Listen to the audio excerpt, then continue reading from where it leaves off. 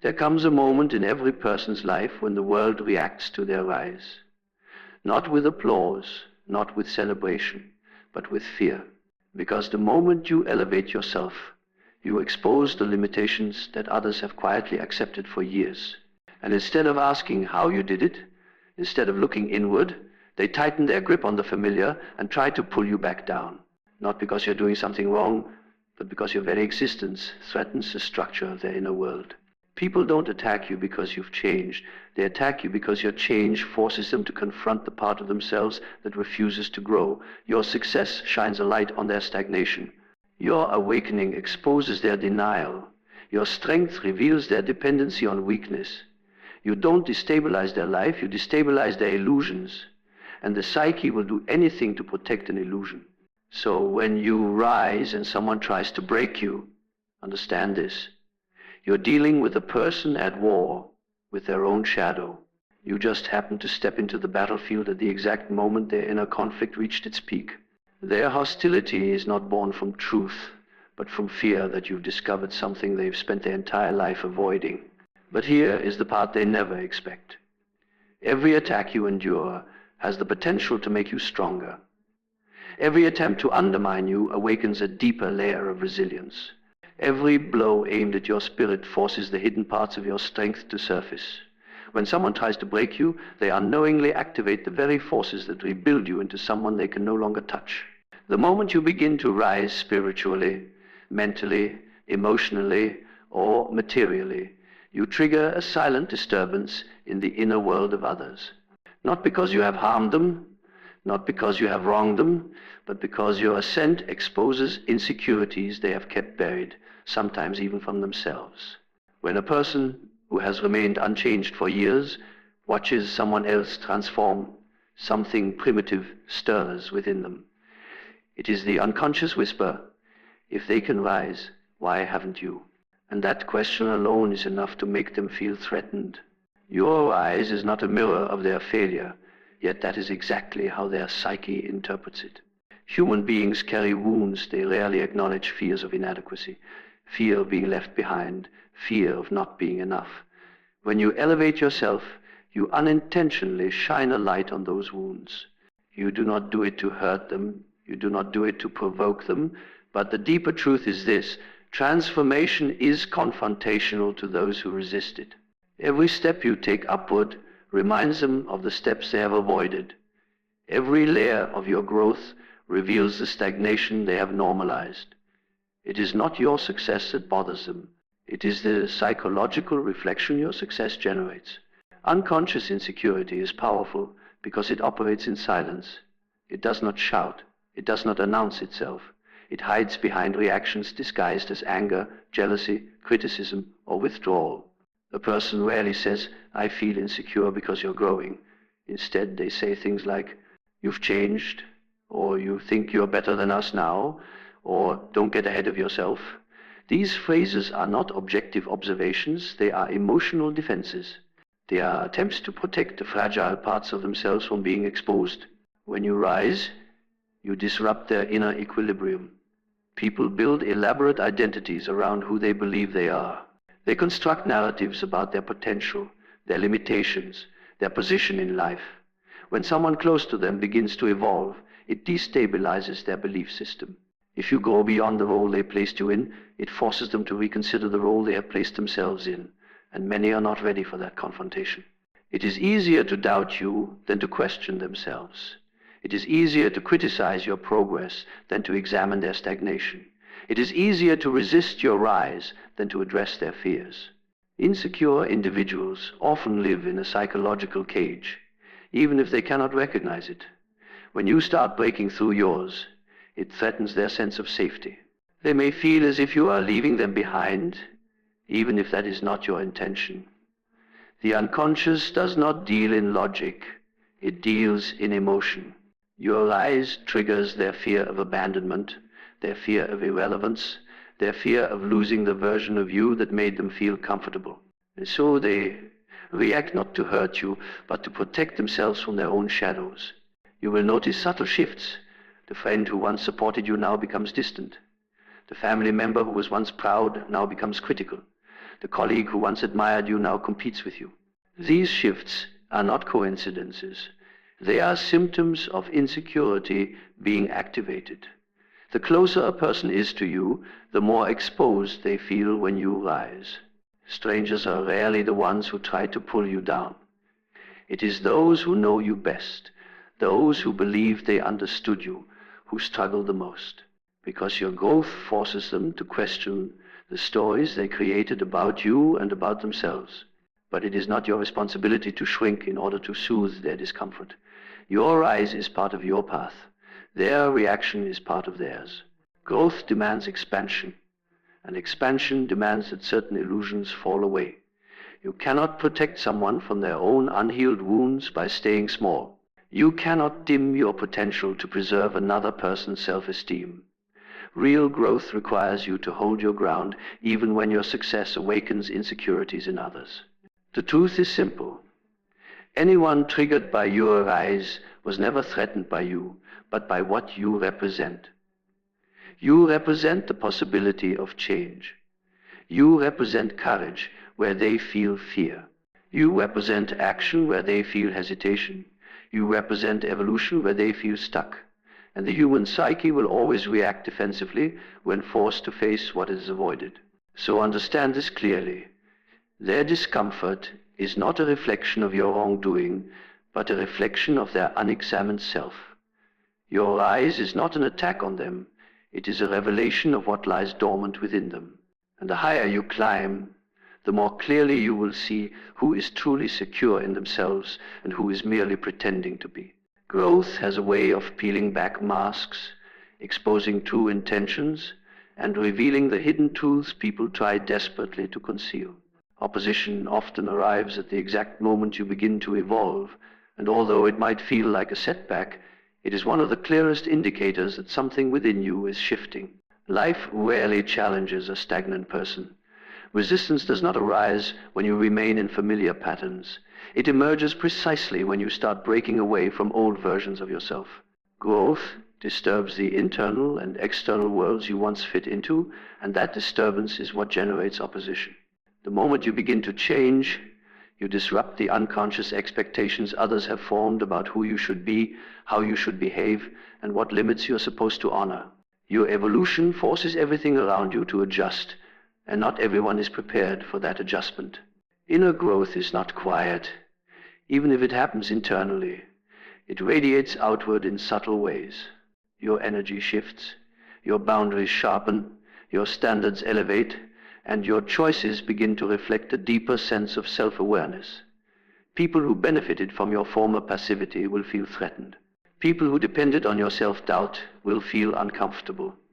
People who preferred the version of you that didn't question, didn't challenge, and didn't evolve will feel destabilized. They resist not because you're doing something wrong, but because your transformation forces them to confront a truth they may not want to see, that they have stayed the same while you have chosen to grow. Opposition is often misinterpreted as a sign to stop. Many feel discouraged when they face resistance, assuming it means they're on the wrong path. But psychological growth does not blossom in comfort. It emerges in friction.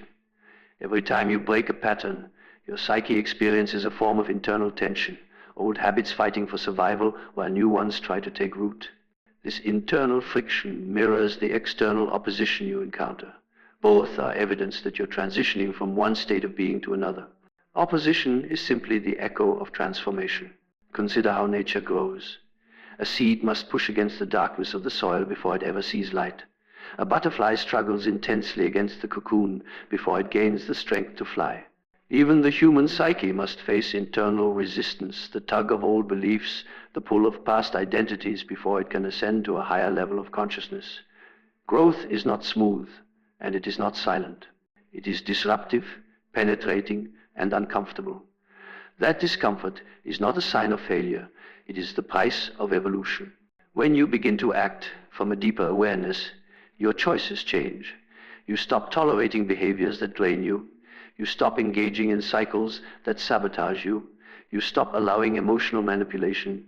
You stop saying yes when your spirit urges you to say no. These shifts threaten people who rely on the old dynamics, And so they resist, they criticize, they misunderstand you. They may even attack you subtly or openly. But none of this is proof that you're doing something wrong. It is proof that you're no longer feeding the roles that once kept you small. Opposition also reveals your inner progress by reflecting back the strength you've developed. Before, certain comments or criticisms might have shattered you. Now they bounce off. Before, someone's disapproval might have made you shrink. Now it awakens clarity. Before, the idea of upsetting someone might have stopped you from following your path. Now you feel anchored in your direction. The more you grow internally, the less external resistance can derail you. The opposition that once overwhelmed you becomes manageable, even predictable.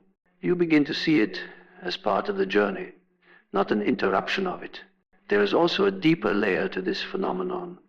The moment you expand beyond your former psychological limits, you trigger a reaction in the collective unconscious of the people around you. Humans are deeply connected through patterns, memories, and shared experiences. When one person evolves, it sends a ripple into the environment. Some interpret this ripple as inspiration, others interpret it as threat. Those who embrace growth will support you. Those who fear it will oppose you, not because you are wrong, but because your evolution asks a question they may not want to answer. Why am I not growing too? Opposition is also a cleansing force.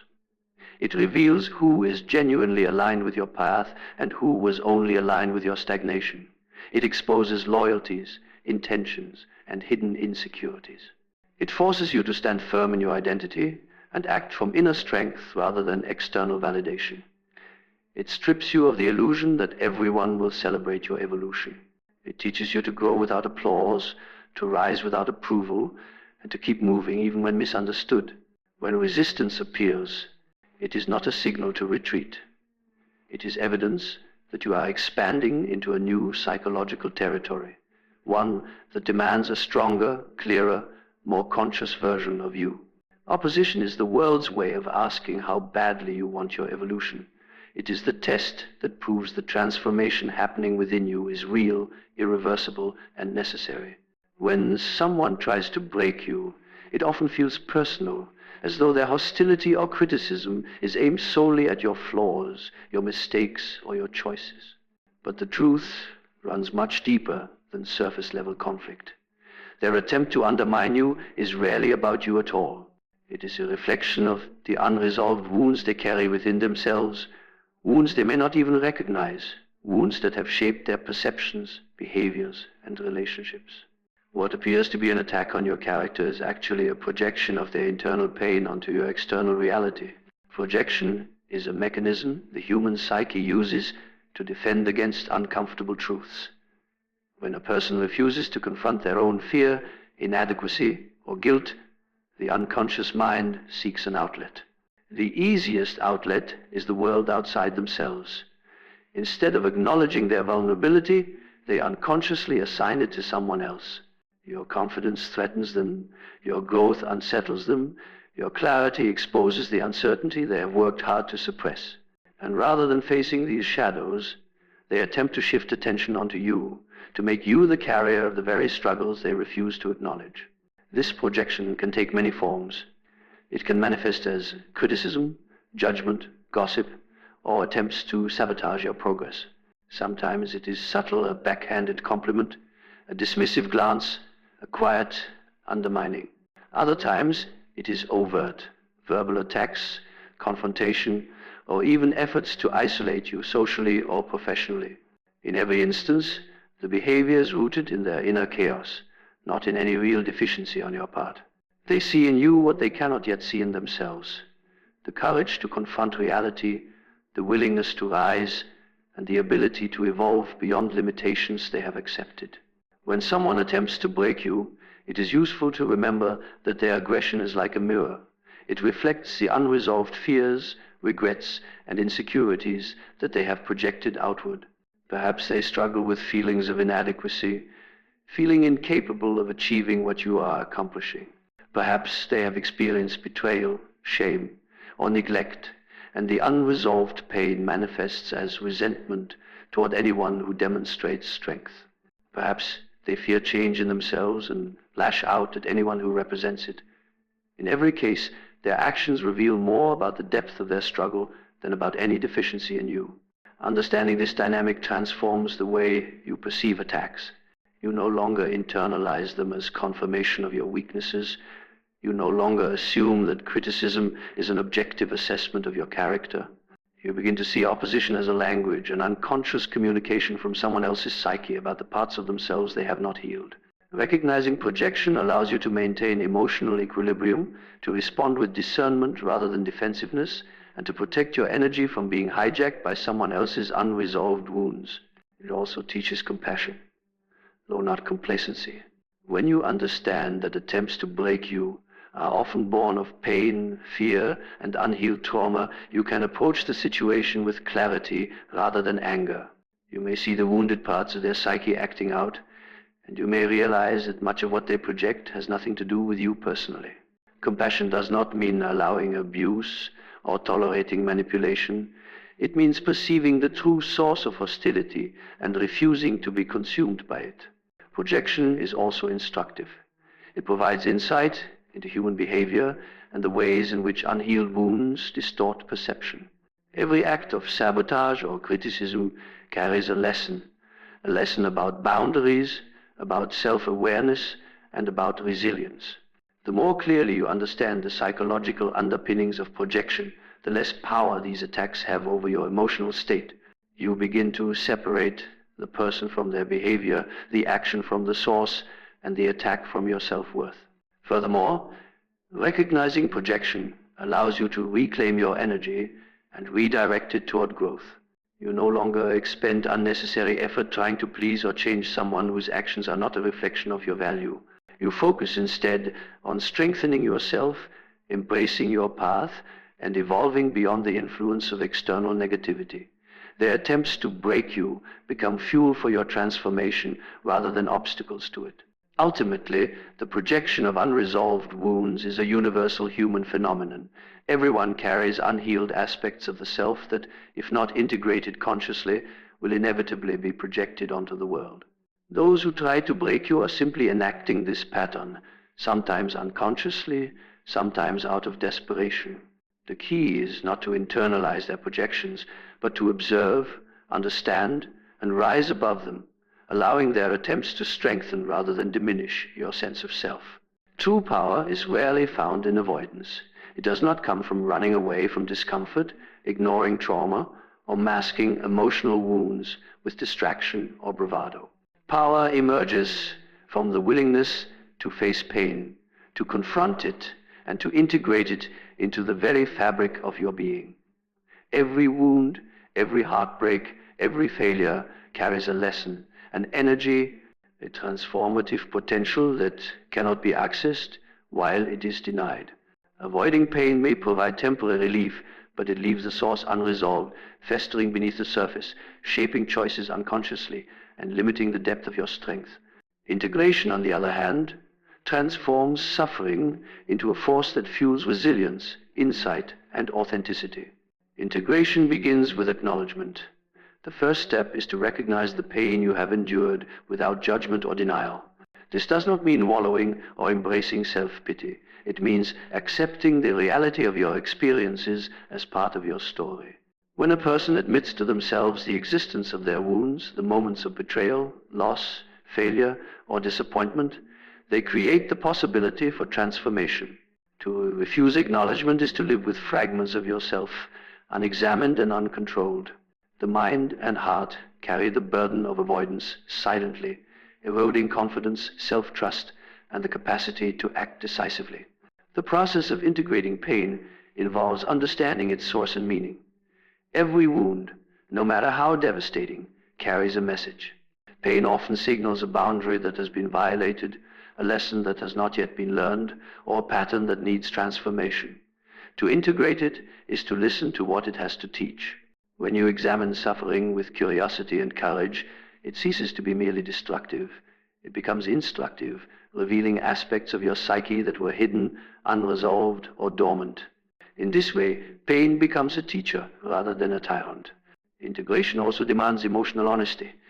Many people try to escape suffering through distraction, denial, or superficial comfort.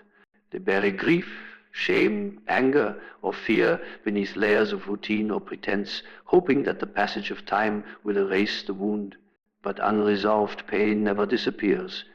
It merely lurks beneath consciousness, shaping relationships, decisions, and behaviors without awareness. True power arises when you allow yourself to feel fully, to move through the rawness of emotion rather than around it. It is in the confrontation of pain with conscious attention that resilience is forged. The act of facing and integrating pain changes the relationship between the self and suffering. Avoidance creates a dynamic where pain has control. It dictates reactions, provokes avoidance behaviors, and fosters fear. Integration, in contrast, places the individual in a position of agency. By confronting what hurts, examining it, and incorporating its lessons into your understanding of yourself, you reclaim authority over your inner world. You no longer respond reactively to triggers. You respond consciously, informed by experience and insight. The strength that emerges is not superficial or brittle. It is rooted in awareness and self-mastery. Integration also deepens empathy and understanding. When you face your own suffering, you develop a capacity to recognize and honor the struggles of others. Pain, once integrated, becomes a bridge to connection rather than isolation. You can engage with the world authentically, no longer afraid of vulnerability, no longer dependent on avoidance as a shield. This capacity to witness suffering without being consumed by it is a hallmark of inner power. It allows you to act with clarity, to lead with presence, and to navigate challenges with composure and wisdom. Moreover, integrating pain fosters creativity and transformation. Unprocessed suffering often leaves energy trapped in fear, regret, or resentment. When confronted and integrated, that energy becomes available for creation. Artists, thinkers, leaders, and innovators throughout history have drawn on their deepest wounds to produce works, actions, and ideas of profound impact. The crucible of pain, once fully acknowledged and integrated, becomes a source of vitality rather than depletion. The power derived from this process is durable and self-sustaining because it is rooted in lived experience rather than borrowed authority. Finally, the integration of pain strengthens resilience in ways avoidance never can. Life is inevitable in its challenges, and suffering is part of the human condition. Avoidance postpones reckoning, leaving you unprepared for the inevitable tests of strength and endurance. Integration equips you to endure, adapt, and thrive. It transforms vulnerability into armor, suffering into insight, and struggle into wisdom. It allows you to navigate life with an unshakable core, no longer at the mercy of circumstances or the emotional turbulence of the world. Revenge is often imagined as retaliation, a way to inflict pain on someone who has wronged you, to balance the scales of justice, or to reclaim what was taken. But the deepest, most enduring form of revenge is not found in aggression or retribution. True revenge is evolution. It is the act of transforming the pain, betrayal, or betrayal-induced suffering inflicted by others into a catalyst for personal growth and self-mastery. While retaliation temporarily gratifies the ego, evolution permanently alters your capacity, presence, and power, rendering the attempt to harm you irrelevant in the face of your ascension. When someone tries to undermine, betray, or diminish you, the initial impulse may be anger, indignation, or the desire to fight back. These impulses are natural and human, but they rarely result in true empowerment. Acting from resentment or retribution keeps your energy tethered to the person who wronged you. The mind remains occupied with injury, the heart remains tethered to outrage, and the spirit remains bound to the event that caused harm.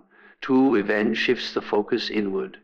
It turns attention away from punishment and toward transformation, turning every affront into an opportunity to rise higher, strengthen your resolve, and expand your consciousness. Evolution as revenge begins with the recognition that your potential cannot be diminished by external forces. No matter how severe the attack, how personal the betrayal, or how unexpected the opposition, Your growth is a power that exists independently of others' actions. This awareness allows you to reclaim agency in the face of adversity.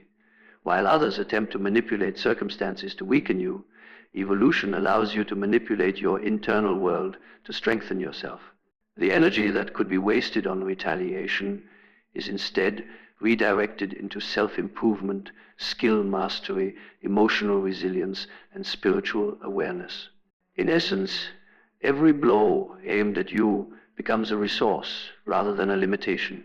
The process of turning harm into evolution also involves the transformation of perspective.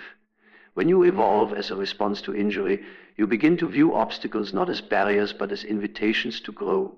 Pain becomes a teacher, challenge becomes a signal of expansion, and resistance becomes a mirror reflecting what is ready to be developed within you. In this way, the individual who sought to destroy you inadvertently contributes to your ascent. They provide the impetus for you to refine your character, sharpen your abilities, and deepen your understanding of yourself. Their actions become unwitting instruments of your empowerment, amplifying the impact of your evolution. Evolution as revenge is also a demonstration of mastery over emotion. It requires the cultivation of patience, discipline, and insight. You resist the urge to react impulsively, choosing instead to engage in deliberate growth that strengthens your mind, body, and spirit. Whereas retaliation is reactive and temporary, evolution is proactive and lasting. By focusing on self-mastery rather than external punishment, you break free from the cycle of anger and resentment that often traps individuals in patterns of dependency on others' behaviors for validation or justice. This detachment allows you to rise above circumstances and establish sovereignty over your own life. Another dimension of evolution as revenge is its inevitability. Those who attempt to harm you cannot stop your growth if it is authentic and persistent. Just as a river carves through rock over time, consistent self-improvement erodes the influence of those who would constrain you. The evolution of your skills, intellect, emotional intelligence, and spiritual insight eventually renders criticism, envy, or sabotage impotent.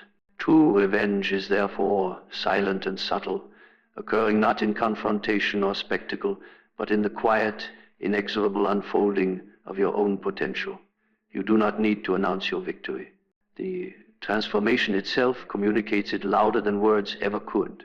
This form of revenge also changes the stakes entirely. While conventional retaliation risks prolonging conflict and creating cycles of harm, evolution transforms adversity into advantage. Every challenge becomes a proving ground, every setback becomes a stepping stone, and every insult becomes a stimulus for growth. Those who sought to diminish you are left observing your rise with a mixture of astonishment and helplessness.